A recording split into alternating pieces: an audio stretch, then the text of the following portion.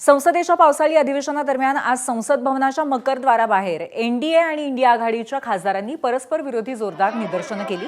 झारखंडमध्ये विद्यार्थी आंदोलनावर झालेल्या लाठीमाराच्या मुद्द्यावरून सत्ताधारी एनडीए आणि विरोधक आमने-सामने आले। दोन्ही बाजूंनी जोरदार घोषणाबाजी करण्यात आली। झारखंडमधील काँग्रेस आघाडीच्या सरकारने केलेल्या पोलीस कारवाईवरती राहुल गांधींनी उत्तर द्यावं अशी मागणी एनडीएने केली।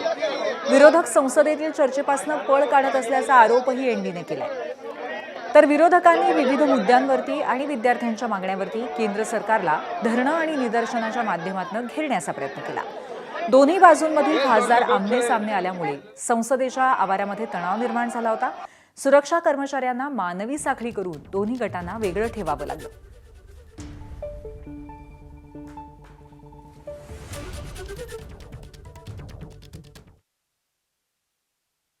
जी, उन्होंने अब डिस्कशन करने से मना कर दिया है।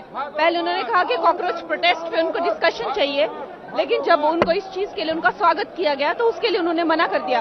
तो देख रहे हैं आपके देश को जो है वो कितना धोखा दे रहे हैं। एक दिन भी जो है ये पार्लियामेंट चलने नहीं दे रहे। हमेशा आदत है हमारी, हम अकेले काफी हैं। सब भागेंगे, रुको अभी आप, सब भाग जाएंगे, रुको तो सही। जैसे अमित शाह भाग गए ना, ये भी भाग जाएंगे, चिंता मत करो। ये अपने आप को लौह पुरुष कहते हैं, जंग लग गया है लोहे में, भाग गए, भाग गए।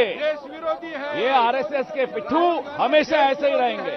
ये आरएसएस के लोग सबसे बड़े डरपोक होते हैं, ये आपको मालूम पड़ गया। अब ये संघ के लोग इससे बड़े कायर कोई नहीं होते। अभी थोड़ी देर में सब भाग जाएंगे, रुको तो सही आप। आणि आज दरम्यान राहुल गांधी पळू नका, चर्चेला सामोरं जा अशी पोस्ट खासदार अशोक चव्हाणांनी केली आहे। अशोक चव्हाणांनी राहुल गांधींवरती निशाणा साधलाय। राहुल गांधी पळू नका, लपू नका, चर्चेला सामोरं जा, सत्य स्वीकारा।